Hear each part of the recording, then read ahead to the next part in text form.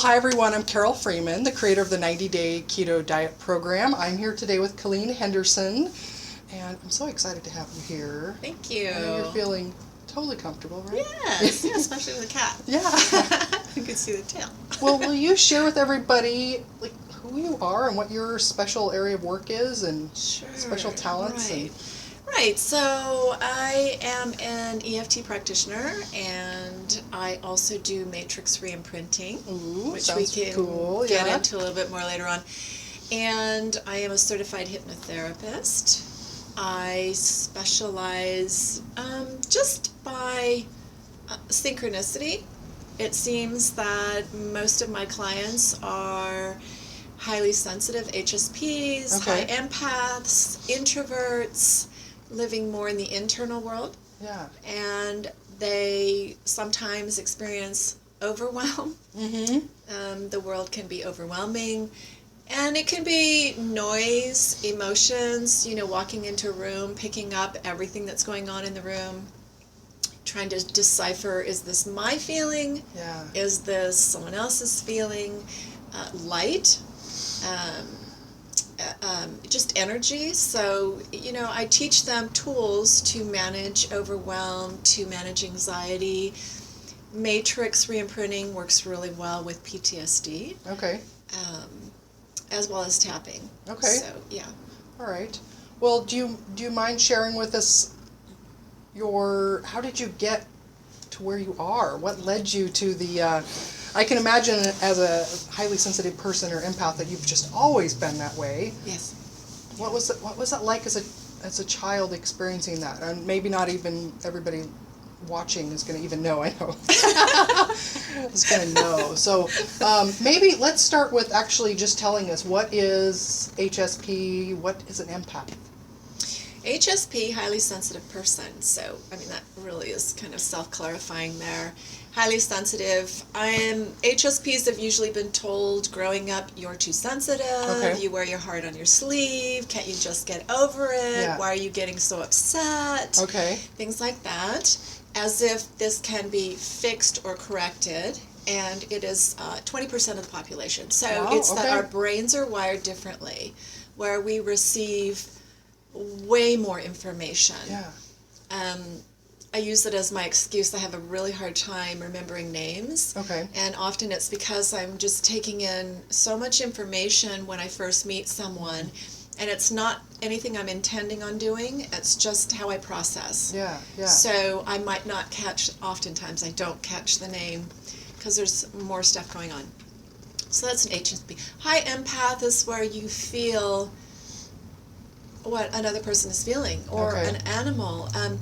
It's just this high propensity towards empathy. And it's a feeling in your own body that your body is feeling the same thing that that person or animal is feeling. Yes. Yeah. And so they're related, but a person can be one or the other or both? Or both. Okay. Yeah. Yeah, which makes it even more overwhelming when you're in public places, places where there's a large population, or even in traffic. Yeah. Well, and I didn't realize it was such a high percentage of the population, so I can bet that there's a lot of people right now that are listening to this or watching this the first time, and they're like, oh my gosh, that's me, like I had no idea. And especially the messages that people get as a child, it can be really confusing, like, why am I feeling like this? What's going on? Why am I feeling different than what they think I should feel? Yes. I spent the first half of my life being apologetic about who I am, or trying to fake it, pretending like I wasn't an empath or highly sensitive. And then I read a book called The Highly Sensitive Person by Dr. Elaine Aron in the late 80s, and for the first time in my life, it was this book that defined me, and it was explaining that this is not something that needs to be corrected, that I am a small percentage of the population, and that there are true gifts in being a highly sensitive person. Yeah. So it sounds like that totally changed your life. Totally changed my life. Yeah. What did you do from there? Well, I started doing some research. I started really becoming more comfortable and understanding how I needed self-care in a way that the other 80% of the population didn't. Yeah. And so one of those is just really being able to understand boundaries. Okay. Being able to clarify whether I'm feeling my feeling or I'm feeling someone else's feeling. Being able to say no, I don't want to participate in that, or I'm going to cut out early without driving away thinking, why can't I be different? That's no longer even a thought of mine. Yeah. Nice. Do you have any interesting stories from your childhood where you had an experience of a knowing or feeling that came from somebody else, or? Boy, that was all the time. Okay. Yeah, I came from a pretty difficult background. So a lot of, my father was an alcoholic. And he was a violent alcoholic. So it was that, going up the steps to the front door and radars on. Like I could open the door and not hear anything, but get a feeling for what was the mood in the house. Okay. And then protect myself appropriately. So, that's not a real happy childhood story, but that really was a defense mechanism. It was like a survival skill, because I learned to, just by sensing without even seeing anybody, I could tell the mood of the room, and I could either exit, go play outside, or go in my room and shut the door and just protect myself. And it worked. I really didn't get the kind of abuse that my siblings did, because I had this ability to just disappear when things were getting crazy and out of control. Okay. Yeah. When did you, well, it sounds like you kind of always knew, just based on what you were told, that like, why can't you just get over it? You kind of knew that you sensed. I knew I was different, and it wasn't a good thing then. Okay. Yeah, it was more like, there's just this character flaw. Why can't you change that about you? Yeah. Yeah. And it's very common with HSPs. Right. I haven't met one yet that hasn't been told something like that. Right. Yeah. Why are you so sensitive? Yeah. So how, after reading that book, how did things start to change for you? Again, learning self-care and setting boundaries. Really sensing when there was another HSP or another high empath in the room, and creating a relationship, communication with that person, because I think having your tribe is really important. Yeah. It just helps you to be comfortable in your own skin. Your tribe knows what you're feeling. They are going through very similar things as well. You can share stories and start to feel normal again. Yeah. So when you walk into a room, do you get a sense of who that is right away? You both have your antenna up and you wave at each other and connect. Yeah. Well, so talk about then, what things do you do for self-care then to make sure that you're nourishing and taking care of yourself? And imagine some of that relates to your energy. Do you find that you have to protect your energy so that it doesn't get drained from? So let's see, there's a myriad of ways that I do this. I use essential oils. Okay. I use visualization. Okay. So, shielding myself is very common. Imagining that I have a shield of light or glass or mirror around me, so anything that comes bounces off that isn't mine. Again, being able to say no when I don't want to participate in something and not feel guilty about it, or to leave early. I'm an introvert as well, and so my energy gets recharged when I'm alone. So solitude is really important to me. Nature is essential in self-care. It's another way to recharge, to really strengthen your core, your energy field. I would say those are the main things. Also self-talk, really paying attention to what's going on in my head and making sure that I'm hearing my voice and not someone from my past. That's, that critical voice. Right. Yeah. So many, I have so many questions now. So what are some signs for you that you're picking up what you're feeling is not your own feeling? How are you able to differentiate that? Why, sometimes it's tough still. Okay, yeah. Yeah, so I get quiet and I ask the question, is this mine or is this someone else's? Okay. And as the years have gone by, I get the answer more quickly. Oftentimes I'll know it's not me. Oftentimes I'll know exactly who it is if there's a group of people in the room. Sometimes I know what somebody's feeling before they do. That's pretty common.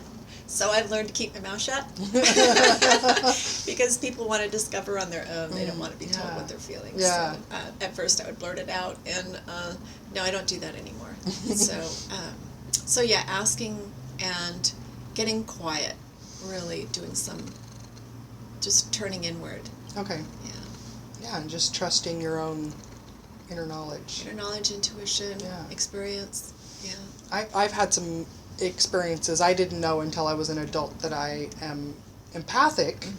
And when I was first working in I'm sorry, my kitty's gonna. Sorry. When I was first working as a hypnotherapist, when I didn't have my nutrition degree, I would be driving in to see my first client for the day, and all of a sudden I would just have this terrible headache, and like, oh, this is terrible timing. Why was I having this headache? Well, I've got to see clients all day today, and then but I couldn't make any sense of where this headache would be coming from. I wasn't somebody who got headaches frequently, and I got to my first client, and she reported like, sorry, I almost didn't come in because I've got this terrible headache. And I was like, oh, and then it was like, it was gone. I didn't have the headache anymore. And other things like that, experiences with people in hypnosis that I can sense what they're feeling, and it helps guide your work a lot, is what I found, is that. Yeah, it can help guide work. I had a client who didn't really know that she was a high empath, and through some work with EFT, we figured out that she had decided, because she was chronically sick. So she had chronic fatigue, she had fibromyalgia,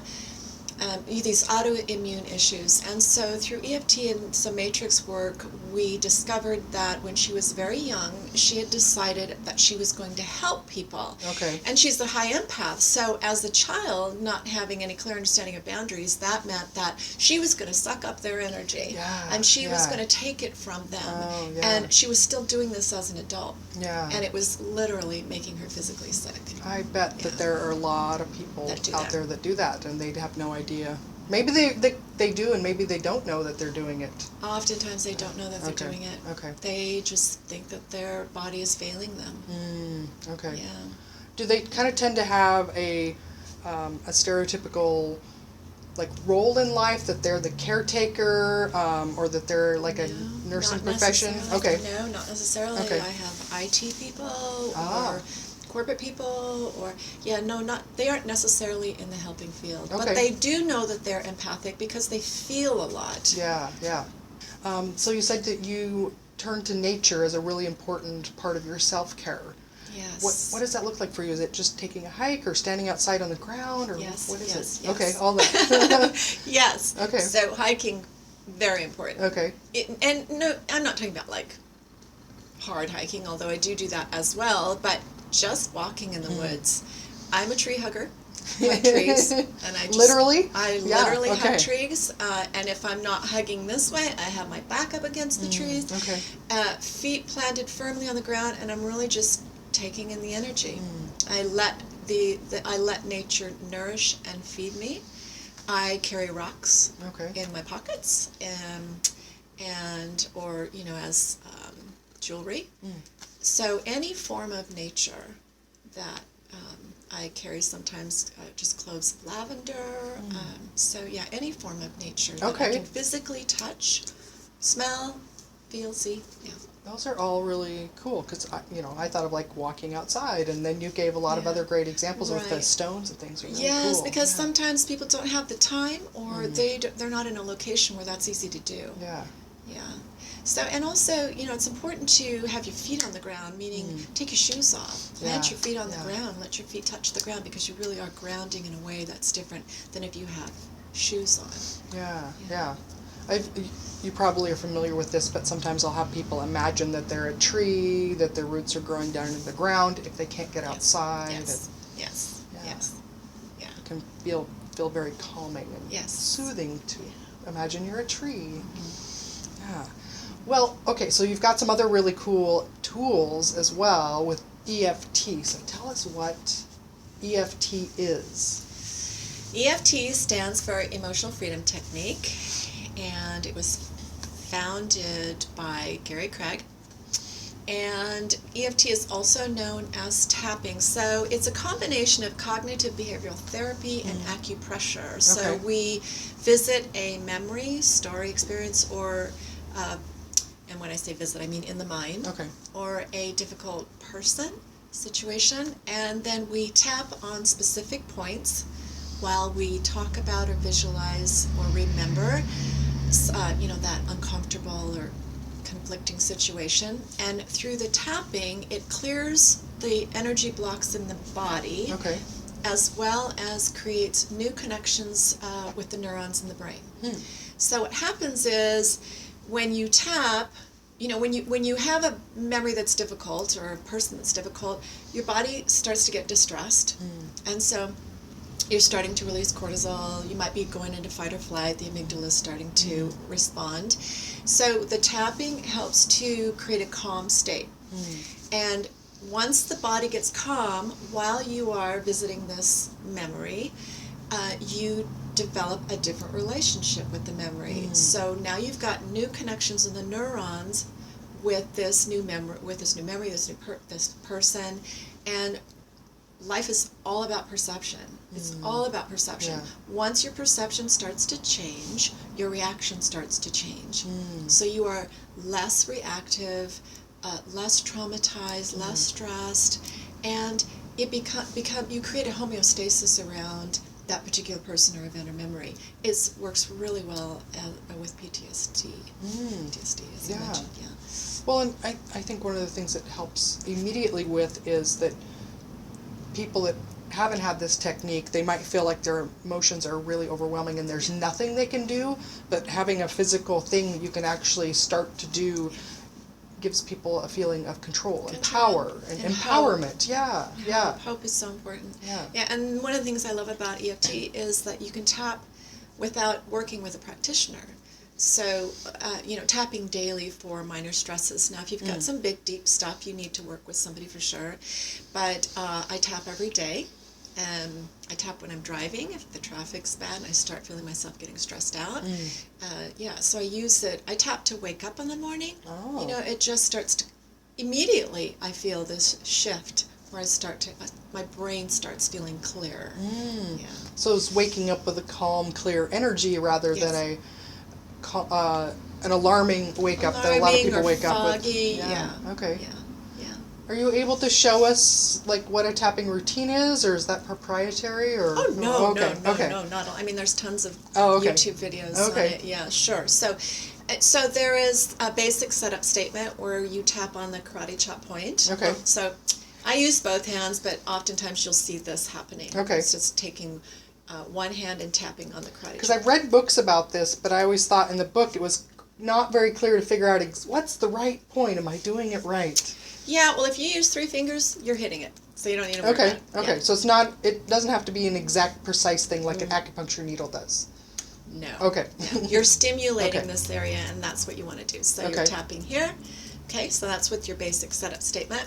And then, now, practitioners all will have their own unique way of doing it. I start with the top of the head. Okay. Then I go into the forehead, which is with the third eye. Okay. And then, now I'm using both hands. Oftentimes you'll see practitioners just using one. I tap both points, beginning at the eyebrows, corner of the eyes, under the nose, the chin, collarbone, and then under the arms, right around the bra line, if you're a female. Okay. And then I also tap some extra points here on the wrists, and then back around again.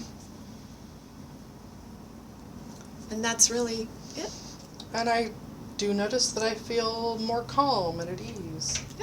Yeah. It works pretty rapidly. Yeah. When I found out about EFT and I went to see a practitioner, I was stunned at the results. I had suffered from chronic anxiety. And it was pretty bad. It was debilitating. I had had a major trauma. It's been 16 years now, 16 years ago. My son was hit by a train and died immediately. And so that sent me spiraling. I literally imploded, and I spent many, many years trying to cope and survive. And I was left with PTSD. And this high anxiety would actually wake me up in the morning. It's how I started my day, with my heart and just like this. Okay, the day has started. Makes me sad just thinking about it, because I was really living in hell for a long time, and I had tried so many different modalities. I mean, from basic talk therapy to psychic work to energy work to remote work to I was in desperate mode to just find some kind of relief in the hell that I was in. And so about 13 or 14 years into this, somebody said, have you ever tried tapping? Because I'd tried EMDR and I'd tried all these other things. I said, no, I had never heard of it. And so I went to a practitioner, and I think I had 2 sessions. It was either 1 or 2, and literally woke up normal. And that hadn't happened in over a decade. So that high anxiety was gone. It was just like, what is this thing, this tapping thing? So I just threw myself in and got trained, got certified, got advanced certified, and so I just am so eager to introduce this to other people, because you don't have to suffer. That's such a great story, and I appreciate you sharing it. And as a mother myself, I just can't even imagine Thank you. the hell that was. And I'm so glad that you found something that can help you feel better. Yes, to get me out of survival mode. Right. And I know, people have various things they've gone through, and they're searching for something to help me feel better. And story of all the things you've tried, and then this was the one thing that really helped change that. It was huge, life-changing, for sure. So great for PTSD. What other things? Anxiety. Anxiety. Well, so like with your work, works well with cravings. Really well with cravings. So like I have not tapped on my chocolate craving because I'm not willing to give it up. Just not willing to. I enjoy it, not giving it up, but definitely worked on other things. And I have close friends who have gotten rid of their chocolate cravings. They've gotten rid of their coffee cravings. So it's a very useful tool for people who are working with a special diet where they have to give up certain things, and they're struggling with that. Oh, very cool. Oh, nice. Okay. Other things? Smoking? Pain, okay. Smoking, physical pain, migraines. So I'm going to time out here because, when you work with, as you know, as a hypnotherapist, I can't make claims. And so I don't want to, I can say it helps you. But well, and you can also, we can phrase it as like, you've had the experience with, you worked with somebody who had this, and this is their result. Can I say that? Because I was told I can't even have that on my website. Oh, you can't have testimonials? No, I did in one session, I got rid of this woman's chronic migraines, and she posted a testimonial on there, and I was told to get rid of it, but I haven't yet. She said that I've made myself vulnerable to having my website shut down. From who? Because a testimonial is considered marketing. And you cannot, in energy, any kind of energy work, you cannot say, this cured this got rid of this. Well, even though it's her saying it, not me. Yeah. Yeah. Is that a lawyer that told you that, or a business coach, or? It was a lawyer, an attorney that told me that, and my trainer. Wow. Yeah. So I still haven't gotten rid of it, but I'm supposed to. So I just want to make sure when you're editing, if I have said anything like that, I don't want to. Yeah, because I know that. In trouble. And I know there's a difference too with just talking about successes that you've had versus like a typed thing where you say, like it's written on your website. Like this therapy treats this, and this. That's a right. big that's obviously different, but so right. I don't, yeah. But I'm also not allowed to use the word pain. What? Yeah, Okay. I'm not allowed to use the word pain, which I know I've used here. Yeah. I can use discomfort, okay. uncomfortability, okay. but I can't use the word pain. Okay. Yeah. All right. So. Well, I'll just add a disclaimer here then that, well, what Kalleen is sharing are some experiences that she has had. Some of her clients, your experience may be different. We can't make any claims that this treats or cures or prevents or diagnoses any of that. We just want to throw that in there. Yeah. We're just chatting casually about her experience. You can share that freely. Yes. Your experience may differ. Yes. Let's see. So on to then hypnotherapy. When did that come later after? No. Okay. I got certified as a hypnotherapist, gosh, in the 90s. Okay. Yeah, a long time ago. What was the, I know people don't realize there's a lot of different types of hypnotherapy training. What was the focus of yours? Or? Well, I did a lot of past life stuff. Okay. So, and again, it was just that was the biggest request that I got from clients was past life, which does help with situations that they're dealing with currently. My practice now though is almost all EFT. Okay. Yeah. You find the what works the best for people, and then I'm sure you're attracting people that need that kind of right work. And with EFT I'm teaching them a tool that they can take with them so that they don't have to keep coming to see me. Okay. That when they leave or between the sessions, week to week, every day they can be tapping. Yeah.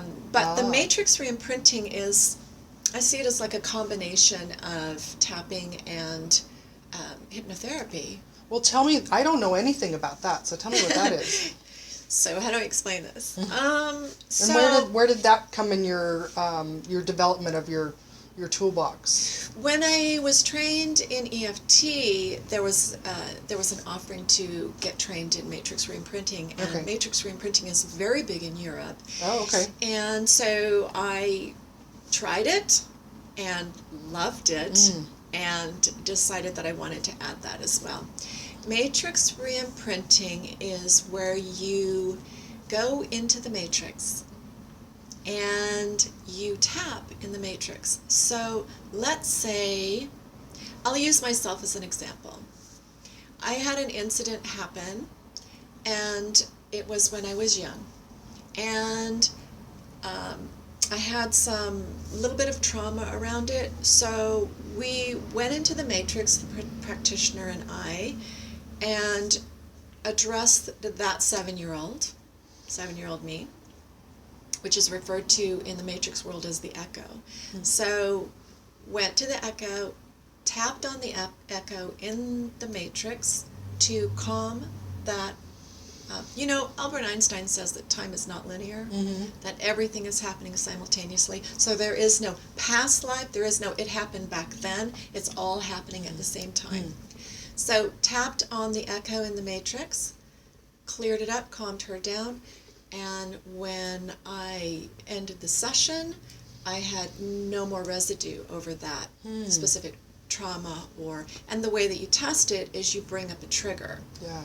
So can I tell you a story about a client of mine? Please, yeah. So I had a client who had some fear around moving forward, moving forward in his business. And he was just going through this major career change, and he felt paralyzed. So with the EFT, we went to the source of when did that first start happening, that fear of moving forward. And we went back to when he was 9 years old. He was riding a bike. So now we're doing matrix work. So now he sees the 9-year-old. And the 9-year-old got on the bike, went flying down the road, and he hit a rock, had a major crash, like really beat himself up. So totally traumatized. So we tapped on that 9-year-old and calmed him down, changed the situation so that the perception wasn't I can't move forward because I'm going to get hurt. Yeah. That's the story he made up, and we do that all the time. We have an incident that occurs, and we create a core belief around it. Yeah. It could be something happening. It could be an expression someone gave you because you were doing something. It locks in, and the brain makes a core belief, and that's it. It's there. So we change the core belief, and long story short, he's transitioned. He's created this dream job. He's really loving life, left the corporate world, and doing what he wants to do. But the interesting thing is, when we were in the Matrix, we're doing the work with a 9-year-old, and then at the end of the session, when we came out of it, he said, you know, when that happened to me when I was 9, I felt like someone was there. So talk about time not being linear. Yeah. We were there. We were there tapping on him in the Matrix. So it was just, and I've heard that several times from clients. Oh, interesting. Fun stuff. Yeah, like a Back to the Future movie, going back to see Kind of. yourself. Yeah. Kind of, yeah. Yeah, wow. And people wonder when we're going to be able to do time travel. Yeah, we're doing it. Wow, that's a really interesting story. A lot of people that I work with struggle with staying within their healthy eating habits when something really stressful comes up, or overwhelming emotions, or sometimes I even get people to say like, well, I was just bored and I wanted some food, but I'm aware that boredom really isn't what made them eat. It was the feeling around the boredom, maybe that they're really lonely or something, or their life is not fulfilling or something. So of all your toolbox that you have, and maybe you just pull out all the tools, but if somebody came to you and was struggling with like, oh gosh, you know, I know this is a healthy way of eating, but I struggle with, you know, the times when I feel emotionally overwhelmed or stressed out, like what are some things that you could just give those people now as some things that they could do right now, maybe? So right now what I would say is we showed you the tapping point. So what I would say is when the urge comes up to eat, just start tapping. You can do the setup with the karate chop point, which is, even though I feel like eating this donut right now, I'm choosing not to because I want to be healthy. Repeating that 3 times, even though I want to eat this donut right now, I'm choosing not to because I want to eat healthy, and then I really want this donut, I really want to eat this donut, I really want to eat this donut, and you just kind of, it's very simple. You can stick with that sentence, I want to eat this donut, go through the tapping, maybe 3 rounds of this, and then check in and find out, do I still feel like eating the donut? If that's still there, do another round. Eventually that urge will go away. Oftentimes, what I find when I work with clients that are working around the diet or the weight loss issue is they might be struggling with sabotage. Everybody has a ceiling, and so they might get to a certain point of weight loss, and then they're stuck. They can't go any further. So we might do some matrix work around that. So let's find out when you decided that you couldn't really be full out healthy, or you couldn't be really slim. What's the fear around that? What is the core belief that you have that's blocking that? And it's amazing what pops up. It's just amazing.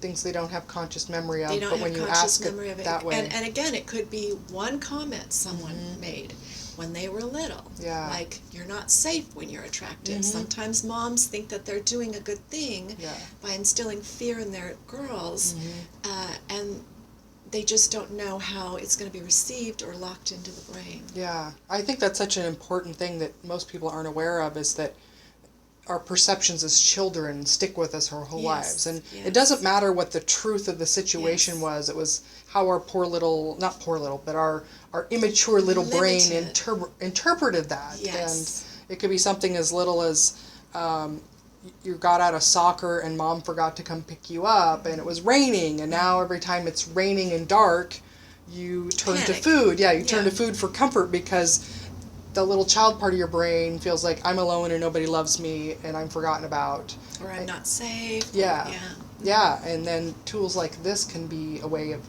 changing that pattern. And a lot of times people aren't even conscious of why the rain and the dark trigger a feeling a need to comfort and soothe themselves with food or other substances. But the work that you do is an example of how you can uncover those hidden core beliefs or triggers like that. And sometimes when you're doing the tapping, other stuff might come up. So it's you start off tapping about the donut, and then pretty soon you have this urge to cry. So you just keep tapping through that. What I do with clients is I always start with a rating. So if you're having an urge for a donut, so let's rate that 0 to 10. How strong is that urge? Right now it's a 9. Go through the tapping, go through 1 or 2 rounds. Then I ask them to check in. Okay, where is that now, 0 to 10? Maybe a 5. Okay, let's do another, because we want to bring that down to at least 2. And then, ideally 0, but even just 2, you can get on with your day if you don't have time. Right. Yeah. Yeah, and that just takes a few minutes, really. Takes a few minutes. Yeah. And here's the crazy thing. So let's say you're at a function and you're fighting this urge. You can visualize yourself tapping. Oh, you don't I love actually that. have to hit those points. You can visualize yourself tapping. There's also a technique that I teach my clients where you just tap on the fingers, and this is the outside of the fingers. So like if your right hand is the side that's facing you, those are the points that you want to tap on. So you can just press. You just want to stimulate these points, and you're going to have the similar effect. Maybe not as strong or as quick, but it's going to help to reduce the angst or the stress that you're feeling. That's really cool, because you can do that with your hand down at your side and nobody even will know what you're doing. Yeah, or even your pocket or your purse. Or just go to the bathroom. Yeah. You can do it while you're in the bathroom. You can do it while you're sitting in the stall. You can just do a couple rounds of tapping, go back out. Yeah. That's a great tool. Yeah. And it's a great tool. Anybody can do it right now. Anybody can do it. Yeah. I do it when I have difficult situations on the phone. I'll be tapping the whole time I'm on the phone. So I stay calm and neutral. I'm not reacting or overreacting. It's just amazing. And it's just so simple. Right, yeah. And powerful. Simple and powerful is lovely. Yeah. Yes. Yes. Yeah. Sure. Well, I wonder if there's anything else about your work that you were just really eager to share with me or other people. I think the biggest thing I want to say is you don't have to suffer. That this is a tool that is so simple, so easy to use, very user-friendly. You can do it right now. You can even visualize doing it. Works with insomnia. You're having trouble sleeping. I used to have insomnia, and so what I would do is sometimes I'd just be laying in bed and I'd be too tired to even tap, but I couldn't fall asleep. Okay. So I would just imagine that I was tapping on those points, and then before I knew it, I was asleep. The insomnia is gone now, because like I was saying earlier, when you tap often enough, you start to create this homeostasis, where you're in a calmer state of mind more often than not. Yeah. So you're less reactive, you're less triggered. It works really well with high empaths and highly sensitive people. I think there's been research on EFT, and now I'm wondering if they've shown that it reduces cortisol, is what it sounds like. It does. It reduces cortisol. They've done a lot of tests, actually. It works very well with PTSD. I personally believe that everyone has PTSD, that we just have it, it's on a continuum. Okay. And so it's kind of hard not to. It's post-traumatic stress. So you've had a stressor that happened before, and you get triggered now. That's post-traumatic stress. Yeah, and the stressors can be little or big. Little or big, yeah. It can be a look that someone gives you that you don't really understand why you're having this emotional reaction, and it's pretty likely that it happened way back when. So our brain is pretty amazing at remembering every little thing. The subconscious is a computer that just stores data. Yeah. Well, I so appreciate you being here and sharing all of this. It's really, this is fun. know that there's going to be a lot of people that have a big aha moment, or good, I hope so. Yeah, I hope so. Just feeling not alone, and some hope. There's hope. Another option. So. Yeah, that's what it gave me. It gave me hope. That's wonderful. Yeah. Well, what's your website name? It's www.neuroeft.com. That's neuroeft.com. Okay, and we'll link that down below so that people can get in touch with you and learn these wonderful calming, soothing, healing techniques. Great, thank you. Supportive techniques. Yes, very. All right, well, thanks for watching. Give us a thumbs up if you like this video. Subscribe if you want to see more. And thanks for watching. Thanks for being here. Thank you. Thank you. Bye.